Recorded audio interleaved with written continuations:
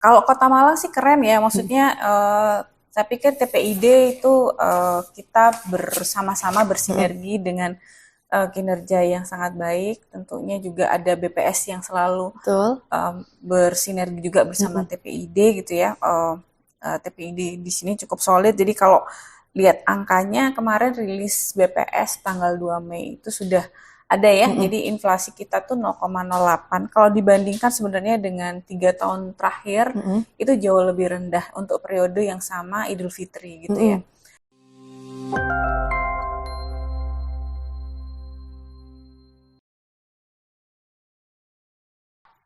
Nawak Ngalam, selamat datang di podcast Radio Mako Suara Cita, radio informasi dan motivasi spesial di episode 5 ya. Jadi hari ini kita juga sudah bersama sosok yang sangat berpengaruh dan juga sangat berjasa juga bagi pengendalian ekonomi, terutama pengendalian inflasi juga ya Bu ya di Kota Malang. Dan kali ini sudah duduk juga bersamanya Farasya, Ibu Febrina selaku Kepala Perwakilan Bank Indonesia Malang. Selamat pagi Ibu. Ya, selamat pagi Mbak Anya, selamat pagi pemirsa dan juga pendengar ya. Baik. Radio, terima kasih atas undangannya.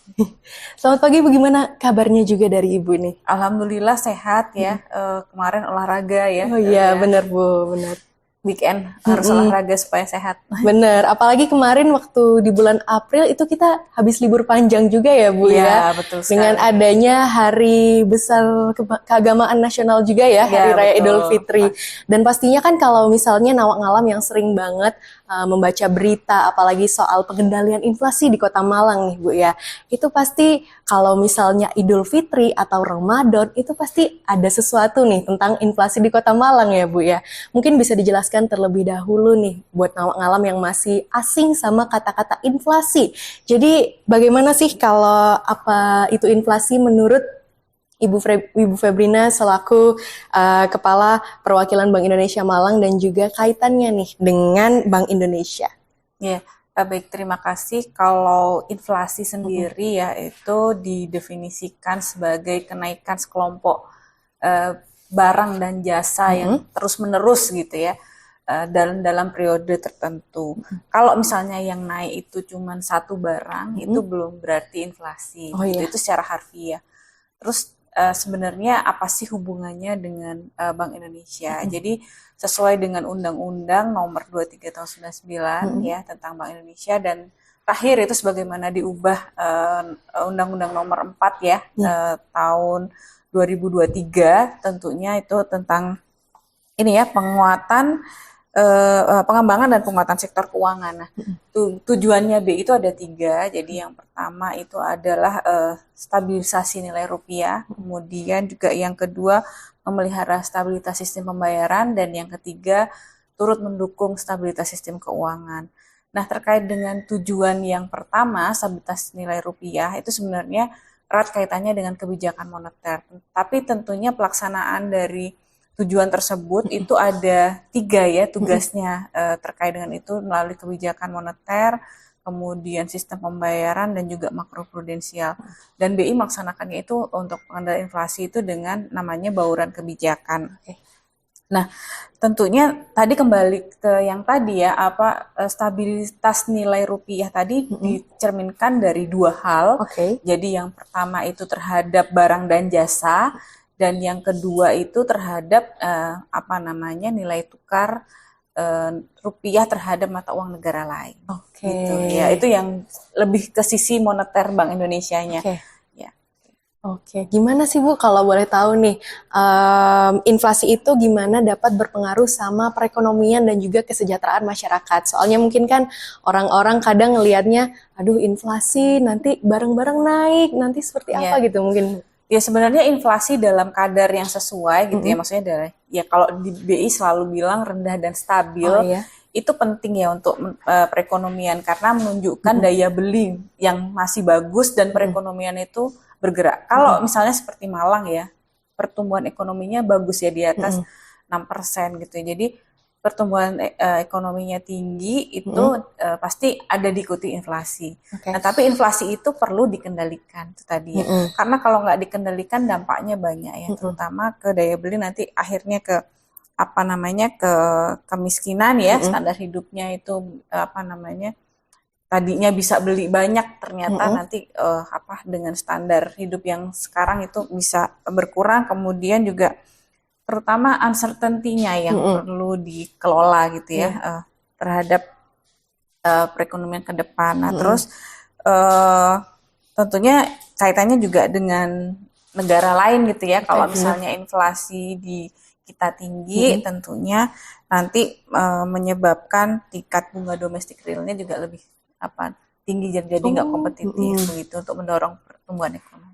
Oh, seperti itu ya, Bu ya. Dan kita kan juga lagi di Kota Malang nih, Bu ya. Kota yang sedang mungkin rame-ramenya juga. Dan mungkin ya, bagaimana dengan perkembangan inflasi sendiri nih, kalau misalnya di wilayah Kota Malang? Ya, kalau Kota Malang sih keren ya. Maksudnya saya pikir TPID itu kita bersama-sama bersinergi dengan kinerja yang sangat baik. Tentunya juga ada BPS yang selalu bersinergi juga bersama TPID gitu ya. TPID di sini cukup solid. Jadi kalau lihat angkanya kemarin rilis BPS tanggal 2 Mei itu sudah ada ya. Jadi inflasi kita tuh 0,08. Kalau dibandingkan sebenarnya dengan 3 tahun terakhir itu jauh lebih rendah untuk periode yang sama Idul Fitri gitu ya. Apa namanya? Tentunya beberapa kegiatan itu sudah menunjukkan hasilnya. Nanti kita cerita berikutnya ya. Kalau perkembangannya sih kita secara mantuman masih bagus 0,08%. Kemudian year on year-nya ini 2,89. Tentunya masih dalam range apa namanya target ya 2,5 plus minus 1% dari nasional. Nah kalau kita lihat top andilnya memang yang inflasi itu pangan masih ada, cuman yang besar itu di bawang merah ya, karena memang sudah masuk season apa namanya tanam lagi gitu, jadi tinggi. Tapi juga sudah ditangani gitu ya, kita sudah melakukan upaya bersama TPID untuk bisa mengendalikan harga bawang merah ini. Kemudian tentunya ada emas perhiasan yang terpengaruh gejolak ekonomi dunia. Kalau yang lain-lain yang kemarin sempat tinggi itu juga sudah cukup terkendali, Mbak. Seperti ada telur ayam ras, kemudian daging ayam ras, juga cabai rawit, cabai ya, kemudian beras ya. Nah beras ini apa namanya sudah ada istilahnya mungkin equilibrium baru gitu ya. Tapi perlu diwaspadai nanti di akhir mungkin periode panen raya ini, jadi sekitar bulan Juni nanti kita perlu, saya pikir ada langkah-langkah lanjutan gitu ya untuk bisa kita kendalikan bersama gitu. Oke, seperti itu ya Bu ya ternyata. Dan mungkin buat ngalam yang belum tahu juga atau mungkin belum menonton ya episode kita yang ketiga juga ada nih sama Kepala BPS Kota Malang juga membahasnya soal pengendalian inflasi dari kacamata BPS. Dan sekarang dari kacamata Bank Indonesia juga ya Bu ya. Dan karena kita kembali lagi ke pembahasan kita yang di awal. Kalau orang-orang itu pasti sering banget dengernya kalau mau bulan puasa, kalau mau Idul Fitri, itu pasti harga barang tuh lagi naik dan mungkin inflasinya cukup tinggi juga ya Bu ya pada saat periode-periode tersebut.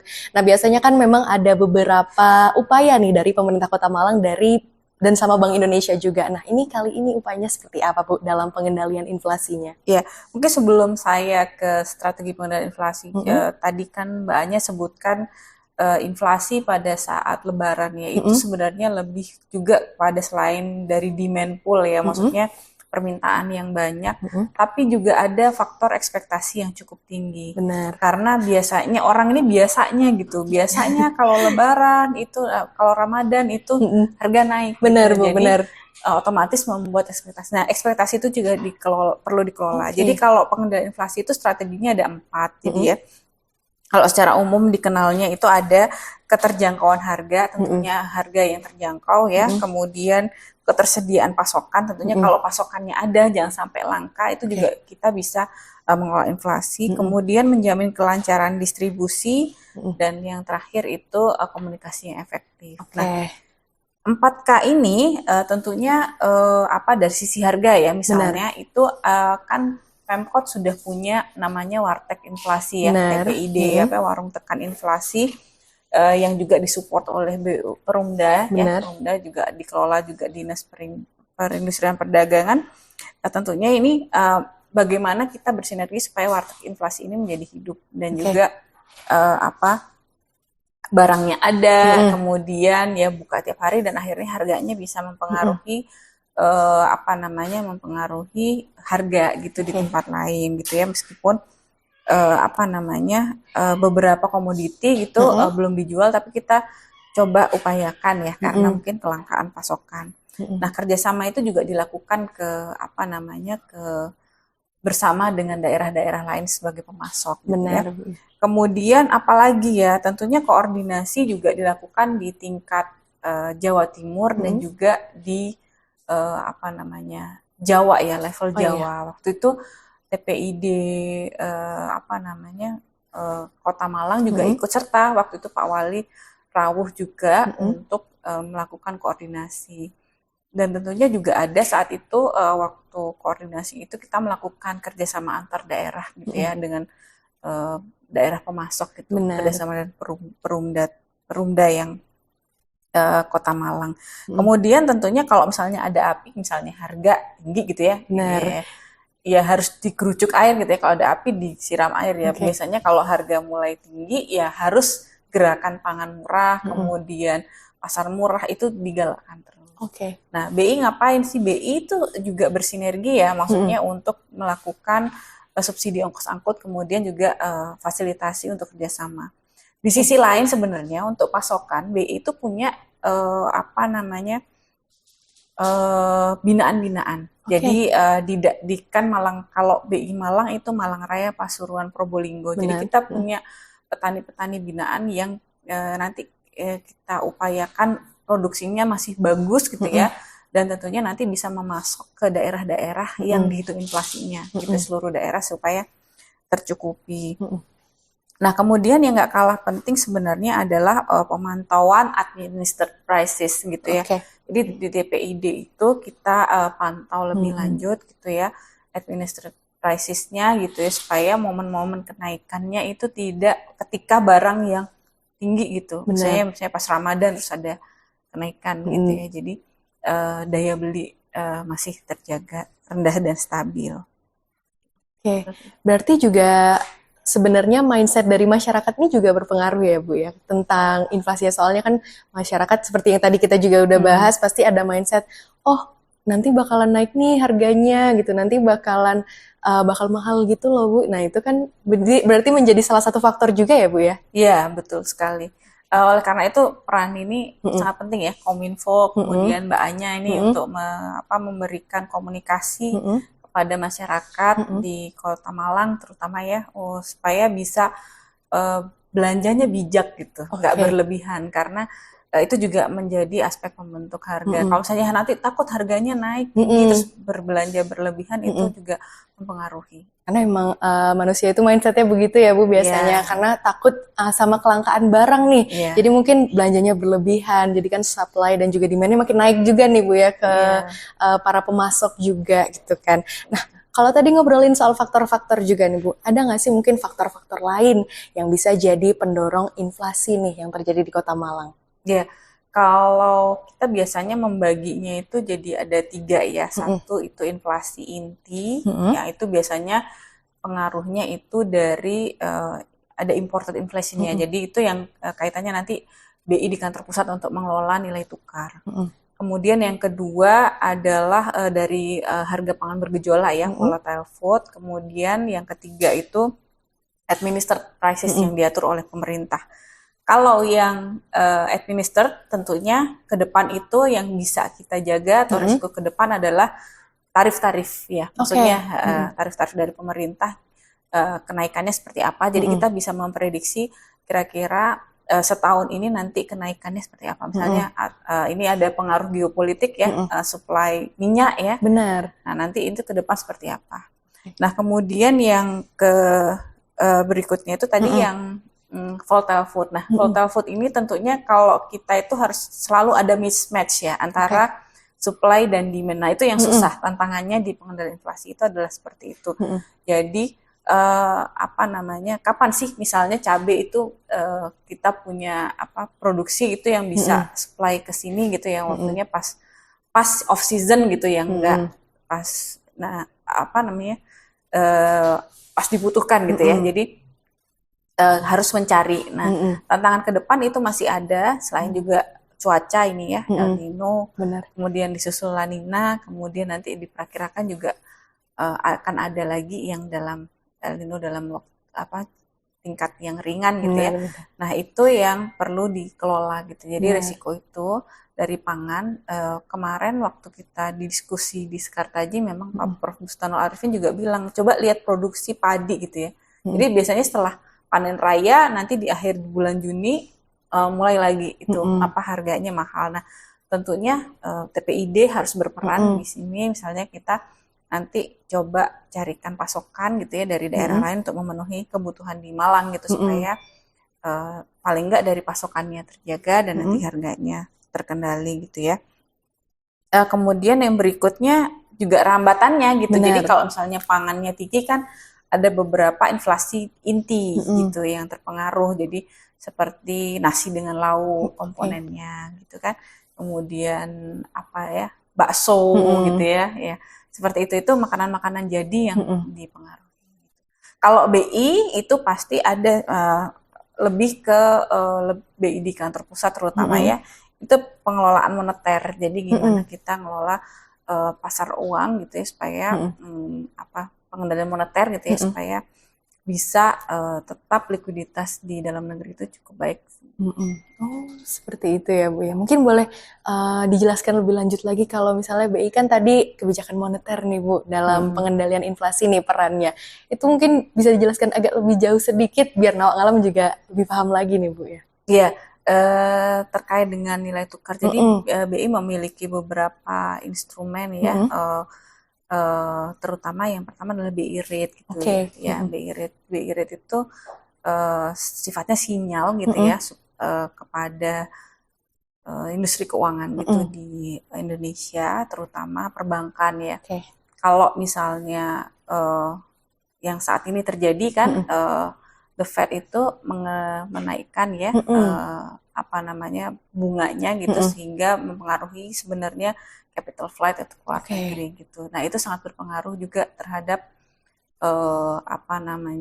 kondisi likuiditas di Indonesia dan tentunya nilai tukar gitu.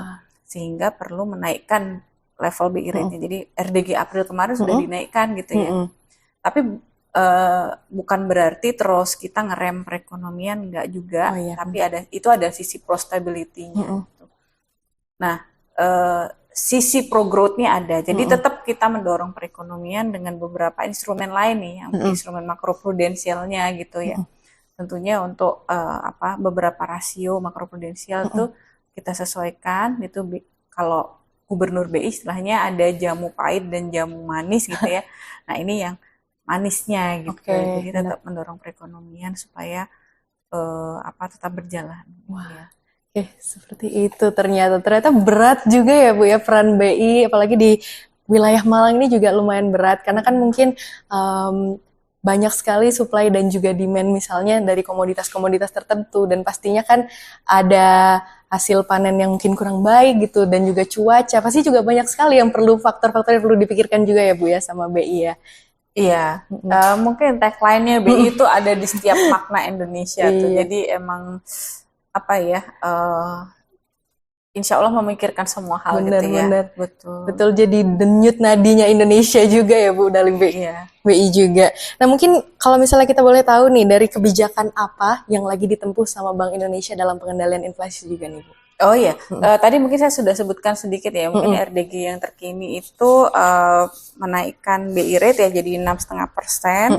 Kemarin RDG-nya 23 sampai 24 April. Kemudian deposit facility-nya juga naik ya 5,50 dan lending facility-nya menjadi 7% gitu ya. Lending facility itu maksudnya ya nanti kalau perlu pembiayaan untuk perbankan gitu ya, itu sinyalnya seperti itu. Nah, itu tadi sebagai langkah ya mengatasi risiko global gitu. Tadi yang sifatnya itu pro stability, jadi harus stabil gini. Kalau misalnya kita nggak melakukan itu, berarti nanti tentunya ada hal-hal lain yang mempengaruhi stabilitas rupiah, sehingga perlu dinaikkan. Gitu. Tapi tadi yang penting itu adalah pro-growth-nya. Pro-growth-nya itu perlu didorong ya. Jadi di antaranya ini penguatan implementasi kebijakan makroprudensial longgar. Ini yang penting ya. Jadi KLM-nya ya untuk kebijakan insentif likuiditas makroprudensial namanya itu ya. Ini untuk mendorong pertumbuhan kredit pembiayaan melalui sektor-sektor prioritas, yaitu yang biasanya nanti sektor penunjang hilirisasi, kemudian konstruksi ya, real estate produktif, kemudian ekonomi kreatif, otomotif, perdagangan, kemudian juga listrik, gas, air bersih, dan juga jasa sosial gitu ya. Karena sektor-sektor itu yang masih bagus gitu. Kalau di Malang sendiri tuh konstruksi tumbuh tinggi gitu ya. Kemudian juga kredit investasi juga masih tumbuh tinggi. Artinya hal-hal tersebut yang masih perlu didorong. Kemudian juga ada mempertahankan rasio countercyclical capital buffer. Jadi kalau kita lagi ngerem, ini adalah yang instrumen yang mendorong gitu. Jadi countercyclical. Jadi ada rasio yang kita bebankan ke perbankan supaya menyimpan dalam rasio tertentu supaya tetap bisa mengelontorkan uang ke masyarakat gitu ya. Intermediasinya tetap jalan. Juga dengan RIM ya, rasio intermediasi makroprudensialnya juga bagus gitu. Nah, nanti itu impact-nya di perbankan di wilayah BI Malang gitu. Maksudnya di Malang kota terutama ya, yang ini bank-banknya besar-besar nih.